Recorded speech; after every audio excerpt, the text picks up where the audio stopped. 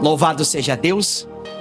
Nós estamos em uma série de pregações sobre todas as parábolas de Jesus. Na quarta-feira passada, eu preguei sobre a parábola do filho pródigo. E no dia de hoje, eu estarei pregando sobre a parábola do tesouro escondido, a parábola da pérola e a parábola do fermento. Aliás, a parábola da rede. São parábolas pequenas e eu estarei pregando sobre estas três parábolas que têm praticamente a mesma mensagem. Vamos lá, Mateus, Evangelho de Mateus, capítulo 13 e versículo de número 44. Você que me vê de longe, de fora, você que ama a Deus, ama a casa de Deus, no canto da tela tem um QR Code. Se você sentir no seu coração de enviar a sua oferta, o seu dízimo, eu creio que Deus te recompensará. A palavra de Deus, ela diz que a alma generosa prosperará. Então Deus, ele se encarrega de abençoar aqueles que abençoam a sua casa. Evangelho de Mateus, capítulo de número 13 e versículo de número 44.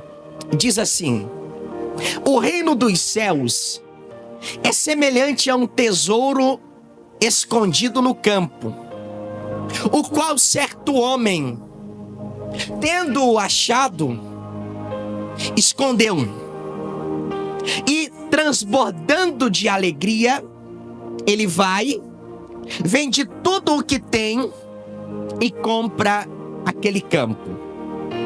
Aí no versículo 45, uma nova parábola diz assim, ó: o reino dos céus é também semelhante a um que negocia e procura boas pérolas, e tendo achado uma pérola de grande valor, vende tudo que possui e a compra. Versículo de número 47 diz assim: o reino dos céus ainda é semelhante a uma rede que, lançada ao mar, recolhe peixes de toda a espécie. E quando já está cheia, os pescadores arrastam-na para a praia e, assentados, escolhem os bons para os cestos e os ruins lançam fora. Assim será na consumação dos séculos. Sairão os anjos e separarão os maus dentre os justos e os lançarão na fornalha acesa. Ali haverá choro e ranger de dentes. Levante a sua mão, a sua Bíblia, e diga comigo: Senhor Jesus, fale comigo pela tua palavra. Diga: eu preciso e eu necessito ouvir a tua voz. Eu preciso que você fique com a sua Bíblia aberta. Por gentileza, podem se assentar. Nós estamos nesta série de pregações sobre as parábolas de Jesus. Jesus, no capítulo 13 ainda, o apóstolo Mateus, ele diz que Jesus cumpriria os salmos que diz: abrirei a minha boca em parábolas e falarei coisas escondidas. Nós estamos nessas séries de parábolas. As parábolas que Mateus, aquele que era um cobrador de impostos, e no capítulo 9 do Evangelho de Mateus diz que Jesus olhou para ele e disse: siga-me. Ele, ao escrever as parábolas que Jesus ele contou, obreira Gabriela, ele dá um foco no reino dos céus. Quase todas as parábolas de Jesus dizem respeito ao reino dos céus. E o reino dos céus é semelhante ao grão de mostarda. Quem lembra que eu preguei na semana retrasada? O reino dos céus é semelhante a um homem que saiu a semear. agora nós iremos contar 3 parábolas de uma vez, porque são parábolas pequenas, parábolas curtas, são pequenas histórias. A primeira que nós lemos está no versículo 44 do capítulo 13 do Evangelho de Mateus. Está escrito a respeito da parábola do tesouro escondido. Jesus diz que o reino dos céus é semelhante. Jesus, ao dizer assim, o reino dos céus é semelhante, ele tenta trazer a realidade celestial para a realidade natural. Ele tenta trazer a realidade do divino para a realidade do humano. Quando o apóstolo João, parênteses aqui nas minhas parábolas, ele diz assim, a Nova Jerusalém, ela tem ruas de ouro, o seu muro é de cristal, é de jaspe. João, ele viu coisas gloriosas e a única coisa nessa terra que se comparava ao que João viu eram essas pedras preciosas, ouro, jaspe, rubi e tudo mais. Então, Jesus, ele ao explicar o que é o reino dos céus, e eu já expliquei para todos os irmãos, tanto aqueles que nos acompanham no canal do YouTube, quanto aqueles que aqui estão na igreja, que o reino dos céus, ele primeiro é espiritual e depois se tornará geográfico, físico, quando nós nos encontrarmos com Cristo na Nova Jerusalém. Por enquanto, o reino dos céus, ele é composto por pessoas que estão espalhados nos 4 cantos do planeta Terra, que aceitaram Jesus como seu Senhor, que se arrependeram dos seus pecados e se tornaram súditos do Rei Jesus e fazem parte do reino dos céus. E aqui, Jesus, ele diz, o reino dos céus é semelhante a um tesouro no campo. Então, Jesus diz assim, o reino de Deus é como se fosse um tesouro, e esse tesouro estava num campo.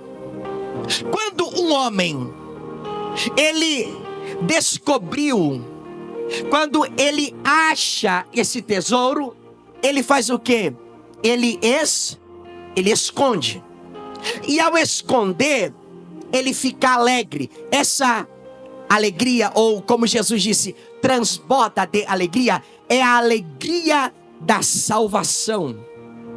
A alegria de ter tido os seus pecados perdoados. A alegria de ter sido alcançado pela maravilhosa e bendita graça de Jesus.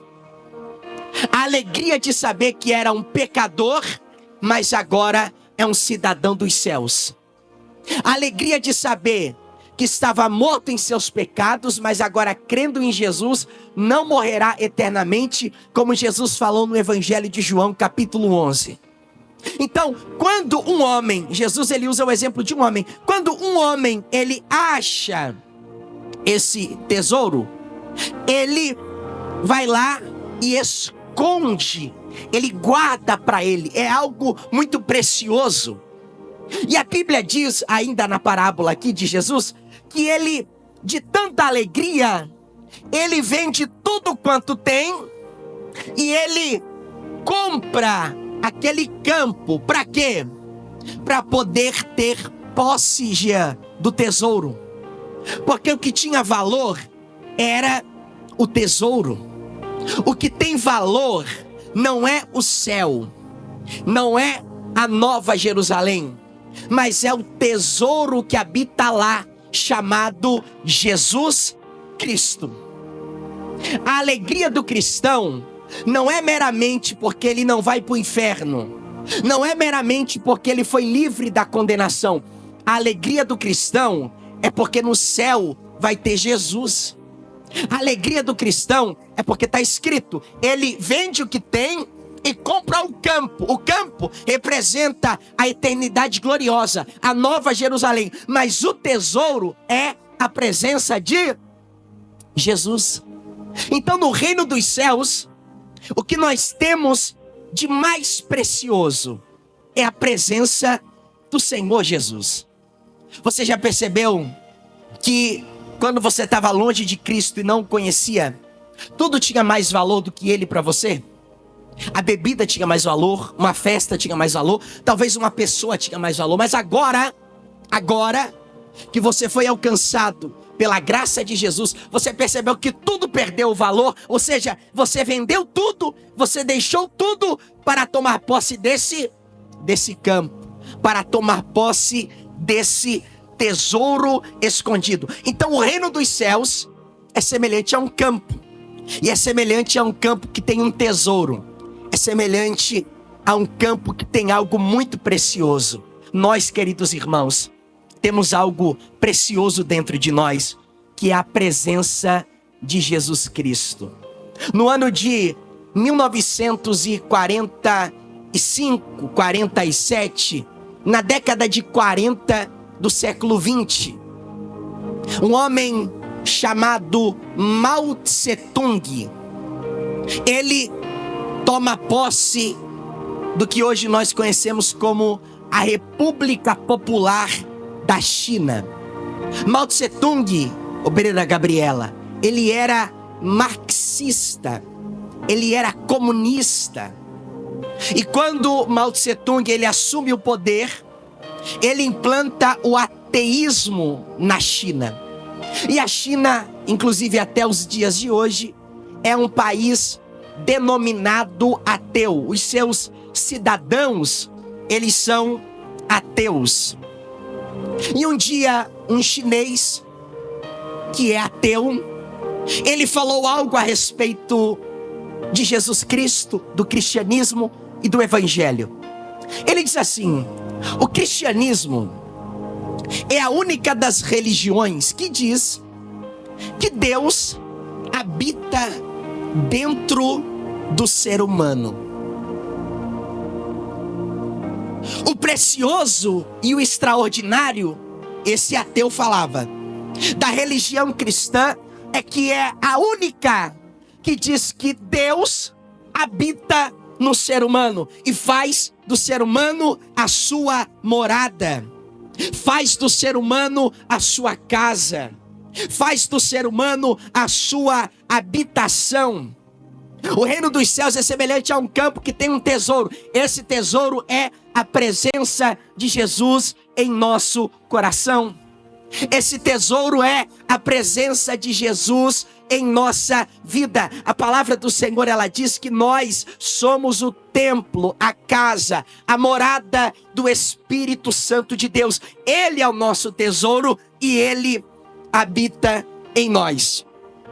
No versículo 45, ainda no que diz respeito ao reino dos céus, Jesus ele continua e ele diz assim, ó: o reino dos céus também é semelhante a uma... Aliás, o reino dos céus é também semelhante a um que negocia e procura boas pérolas. Primeiro, na primeira parábola, Jesus compara o reino dos céus a um tesouro.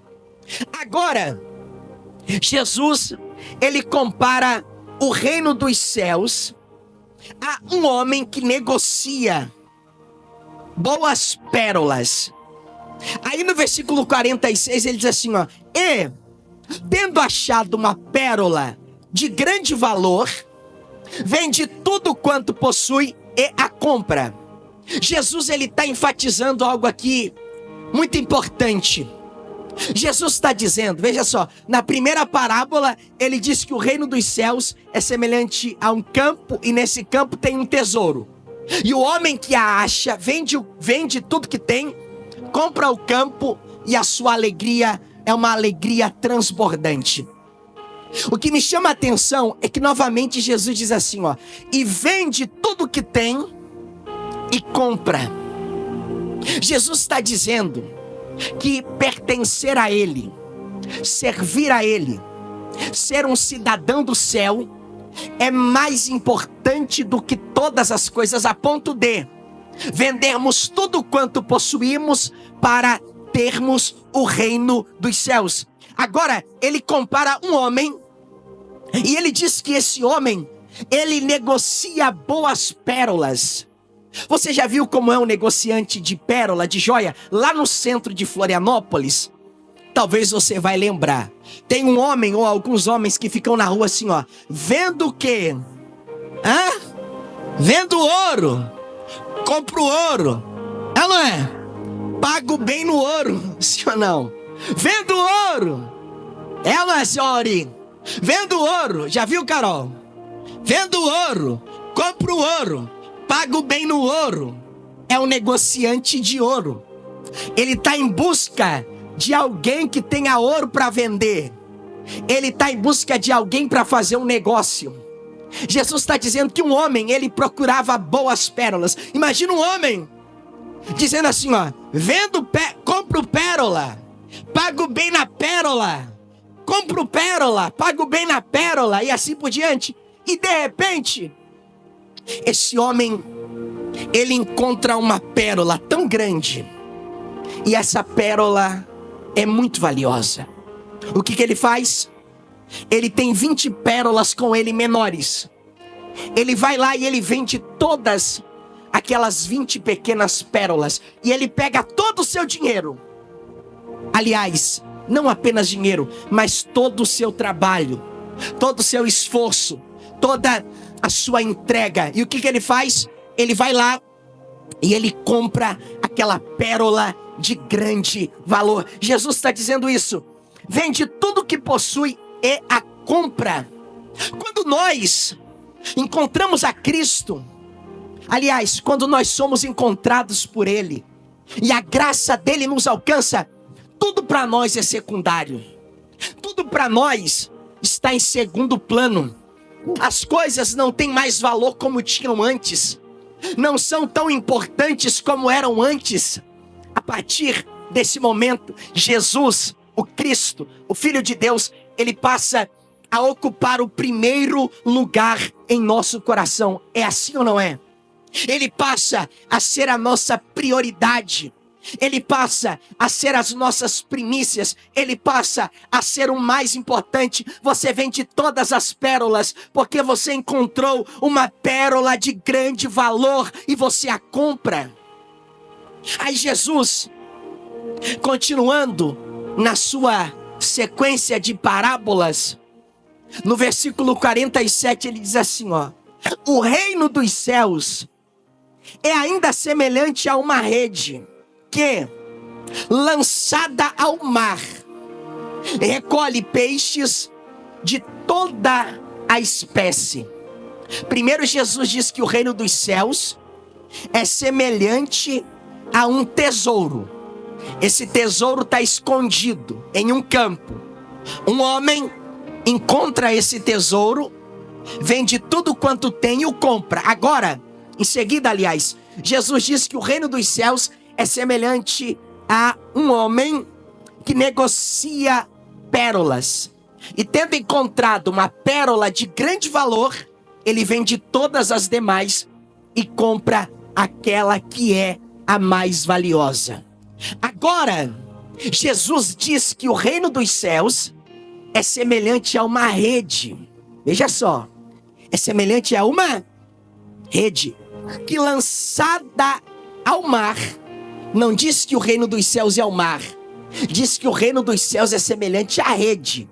Que, acompanha comigo aí a leitura, Mateus capítulo 13 e versículo 47. O reino dos céus é ainda semelhante a uma rede que, lançada ao mar, recolhe peixes de toda a espécie.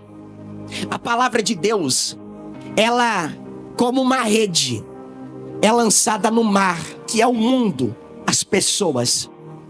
E essa palavra, ela é ouvida pelo rico, pobre, pelo culto, pelo analfabeto, pelo homem de poder, pelo homem desconhecido, pelo famoso, por aquele que não tem fama alguma. A palavra, ela alcança todos os ouvidos. É como uma rede.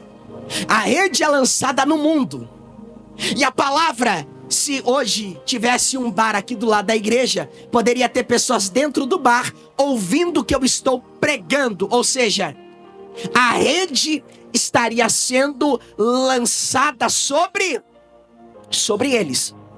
Aí Jesus diz assim, ó: e quando é recolhida, recolhe peixes de toda espécie.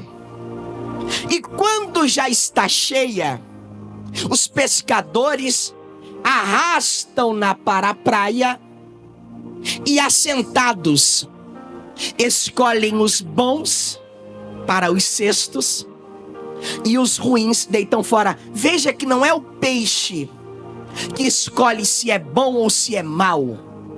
Não é o peixe que escolhe se ele vai para o cesto ou se ele vai para fora. Aqui, o apóstolo Mateus, ele está tratando da soberania de Deus.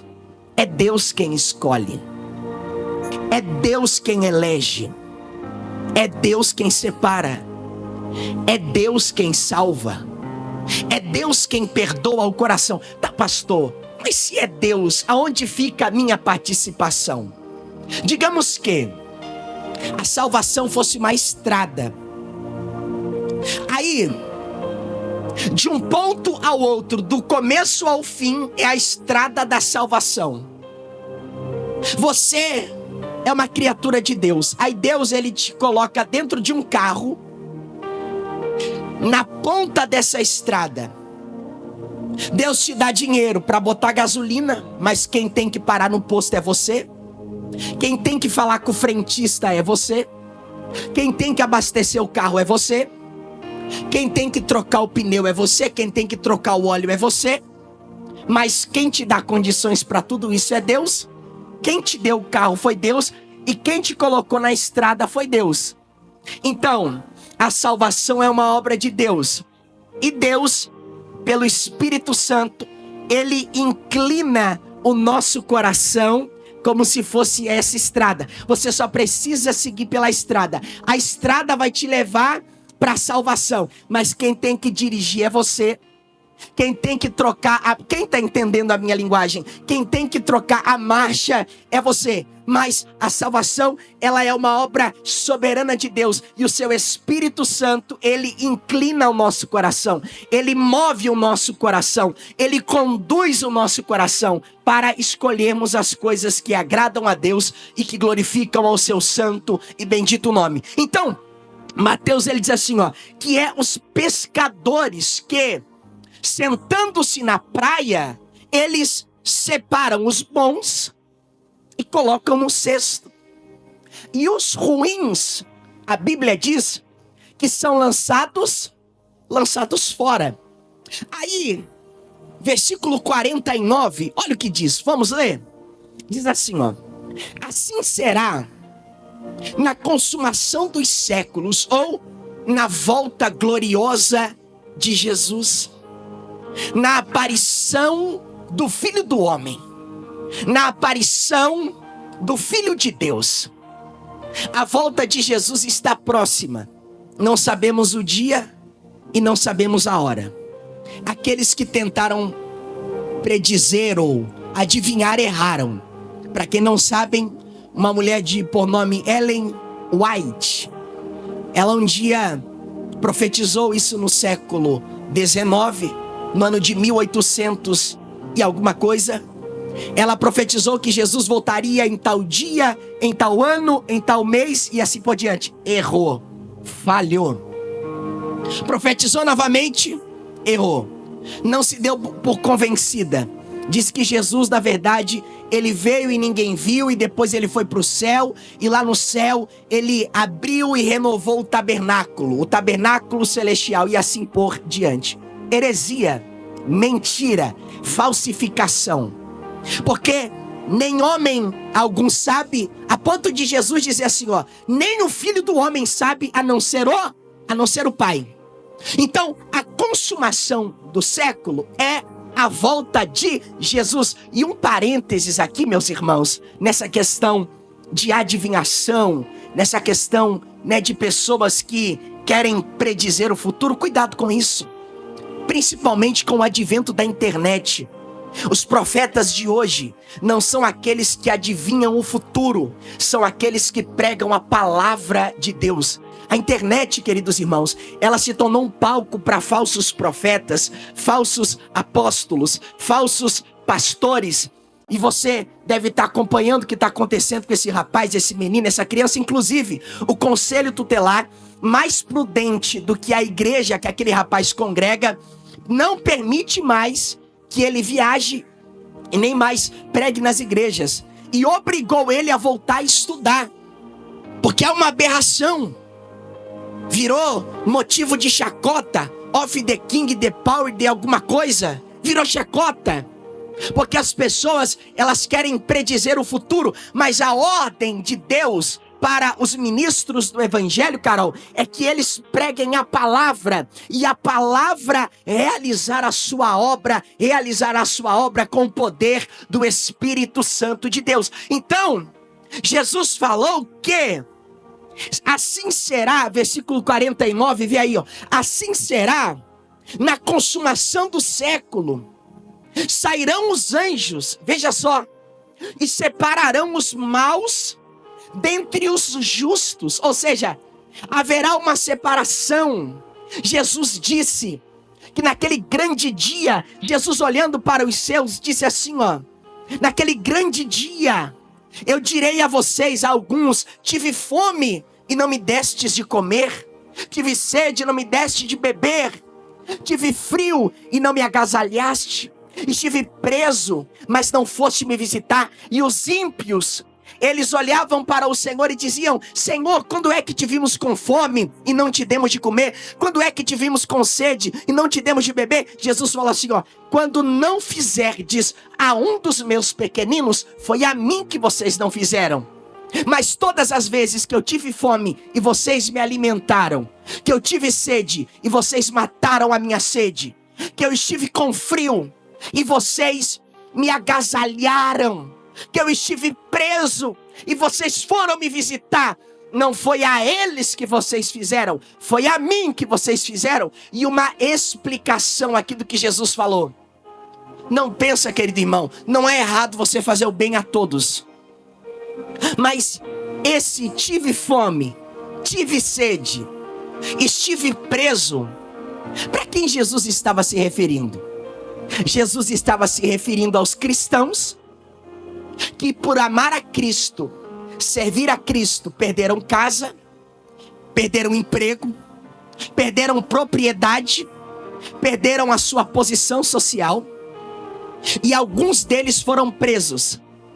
E aqueles que os agasalhavam, davam a eles comida e os visitavam na cadeia, colocavam-se em risco ou de ser preso, ou de perder o que tinham, ou até mesmo de serem mortos. Às vezes a gente vê na rede social, para uma pessoa na frente de, sei lá, que não é errado você fazer o bem, mas para ali na frente de alguns moradores de ruas, dá um alimento e tira uma foto e bota uma legenda: tive fome, me deste de comer, tive sede, Aquelas pessoas também merecem não, ninguém merece, somos salvos pela graça, não vem de vós, é dom de Deus. Mas aquelas pessoas também podem ser alcançadas pela nossa generosidade. Mas aqueles que Jesus estava se referindo eram os cristãos. É o cristão, é o doméstico da fé, é aquele que serve a Deus com você, é aquele que ora com você, é aquele que congrega com você. Aí Jesus, terminando isso, Jesus diz assim, ó: e após isso, eu direi a vocês: apartai-vos de mim, porque eu não vos conheço. E aos salvos, Jesus dirá: entrai para o gozo eterno, para o descanso eterno, para a vida eterna. Então há uma separação, haverá uma separação. E quem é que vai fazer essa separação? É o que está escrito aqui na palavra: e os anjos, eles sairão e eles separarão os justos. Que justos são esses? Aqueles que têm a marca do sangue de Jesus. Abre a sua Bíblia no livro de Hebreus, por gentileza. Eu li essa palavra hoje 5 e pouco da manhã.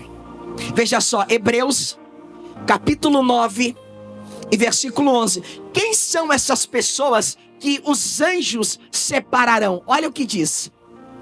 Quando, porém, veio Cristo como sumo sacerdote, bens já realizados, mediante o maior e mais perfeito tabernáculo, não feito por mãos, quer dizer, não desta criação, não por meio de sangue de bodes e de bezerros, mas pelo seu próprio sangue. Então, os justos são aqueles que têm a marca do sangue de Jesus.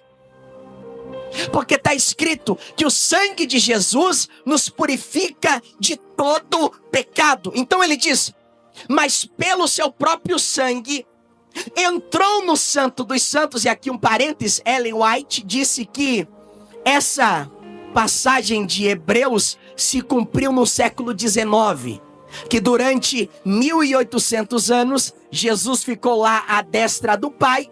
E depois ele voltou e foi para o tabernáculo. E lá no tabernáculo ele abriu as portas, o tabernáculo celestial. E assim por diante. Mentira, falsificação, erraram a adivinhação, foram falar o que não era para falar, mentiram em nome de Deus, tomaram o nome de Deus em vão, disseram que Jesus ia voltar em tal data e Jesus não voltou, aí tiveram que inventar alguma coisa para ver se remediavam a situação. Essa é a verdade. Mas aí continua a palavra de Deus. Entrou no Santo dos Santos uma vez por todas. Olha aí, seguidores da Ellen White, uma vez por todas, não foi várias vezes, foi uma vez por todas. Aí ele continua assim, ó, tendo obtido eterna redenção. Aí ele continua, portanto, se o sangue de bodes e de touros e a cinza de uma novilha, aspergidos sobre os contaminados, os santificam, quanto à purificação da carne, muito mais o sangue de Cristo.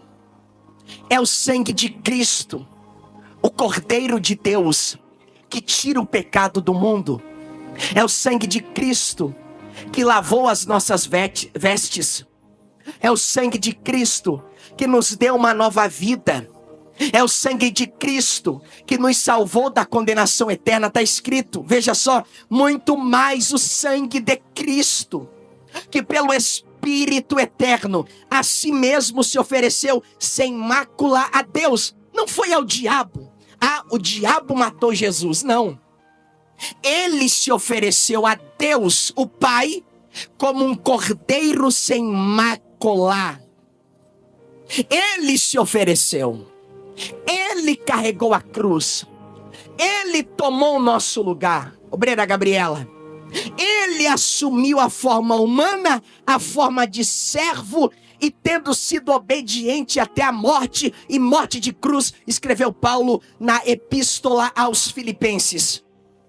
Então, queridos irmãos, aí ele continua, purificará a nossa consciência de obras mortas, ou seja, purificará a nossa consciência de que para mim ser salvo, eu preciso crer em Jesus e guardar o sábado. Eu preciso crer em Jesus e não tirar a barba. Eu preciso crer em Jesus e não cortar o cabelo. Deus tirou as obras mortas. Eu creio em Jesus. A partir do momento que eu creio em Jesus, eu tenho os meus pecados perdoados e eu sou declarado diante do Pai justo. Porque está escrito na carta aos Efésios, capítulo 2, versículo 8, pela graça sois salvos por meio da fé, e isso não vem de vós, é dom de Deus. No livro de Romanos está escrito, justificados sois pela fé. É por isso que os anjos, seu Auri, eles sairão e eles vão separar os justos. Quem são os justos? Está escrito do versículo 11 ao versículo 14 do capítulo 9 do livro de Hebreus. São aqueles que foram purificados, aqueles que têm a marca do sangue de Jesus. E o que os anjos eles farão? Ainda em Mateus capítulo de número 13. O que os anjos, eles farão? Está escrito aqui na palavra de Deus, Mateus capítulo 13. E agora eu me encaminho para o final. Veja só, capítulo 13 e versículo de número 49 ainda. Separarão os maus entre os justos e os lançarão na fornalha acesa. Ali haverá choro e ranger de dentes. Ali haverá choro e ranger de dentes. A obra da salvação é uma obra de Deus, mas o homem rejeita. O homem é culpado diante de Deus. Mesmo Deus tendo escolhido antes da fundação do mundo aqueles que ele iria revelar a sua misericórdia, o homem é tão culpado diante de Deus por rejeitar a obra da salvação de Jesus Cristo. Eu encerro a minha pregação contando uma pequena parábola também. Conta-se que um homem, um criminoso de uma cidade, um criminoso perigosíssimo, tinha matado, tinha roubado, tinha defraudado.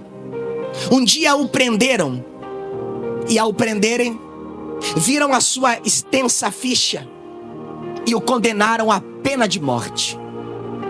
O irmão do réu, agora condenado à pena de morte, conhecia a maior autoridade do estado, o governador daquele estado.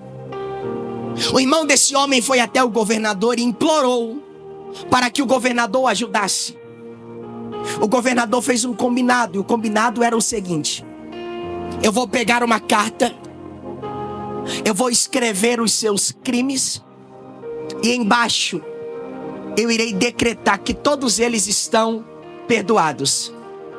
Se ele aceitar essa carta, ele está livre da morte. Foi marcado o dia, o governador entrou disfarçado no presídio, pediu para falar agora com aquele que estava já no corredor da morte. Olharam para ele e disseram: tem alguém que quer te ver. A princípio ele não queria receber. Depois de muita insistência, ele aceitou no seu coração. O governador entrou e disse a ele: eu tenho algo para te entregar. Com a sua voz sarcástica, ele olhou para o governador e disse: eu não quero o que você tem para me oferecer. Eu já estou condenado e eu não quero absolutamente nada que venha de você. No auge do seu orgulho, ele disse que não precisava daquele homem. Aquele homem abaixa a sua cabeça, pega aquela carta, dobra ela, coloca no bolso e vai embora. Os carcereiros olham para aquele rapaz e dizem assim: você acabou de perder a última oportunidade da sua vida. Aquele homem era o único que poderia te livrar da morte, mas você rejeitou. Aquele homem tinha a caneta na mão e já estava assinado, como disse Jesus: Pai, está consumado. Mas você rejeitou. Agora a morte te aguarda. No outro dia, o dia em que ele seria morto, colocaram a forca no seu pescoço. Ele pediu permissão para falar, e ele disse estas palavras: hoje eu não estou morrendo e sendo condenado, ou cumprindo-se a condenação sobre mim, porque eu matei, roubei, defraudei. Hoje eu estou sendo morto e recebendo a condenação, porque eu rejeitei a oferta de perdão que me foi oferecida. Os anjos separarão os maus, e eles, culpados diante de Deus por terem rejeitado o Cordeiro de Deus e o Salvador do universo, receberão em si mesmos a condenação eterna. E o apóstolo Mateus compara isso a uma fornalha acesa. Ali haverá choro e ranger de dentes. Encerrando o conto de mais uma série das parábolas de Jesus, a parábola do tesouro escondido no campo, a parábola da pérola valiosa e a parábola da rede que é lançada ao mar, e daqueles que serão um dia separados para a glória eterna, e alguns para a condenação eterna. E eu encerro dizendo: olhemos e olhai, olhem para Jesus, porque em Jesus há salvação. O apóstolo Paulo escreveu na primeira carta de Timóteo, capítulo 1 e versículo de número 15. Paulo escreveu: fiel é esta palavra e digna de toda aceitação, que Jesus Cristo veio ao mundo para salvar os pecadores. Jesus Cristo veio ao mundo para salvar os pecadores. Fiquem de pé, que Deus vos abençoe. Se inscreva no canal, deixe o seu like e compartilhe essa pregação com muitas pessoas.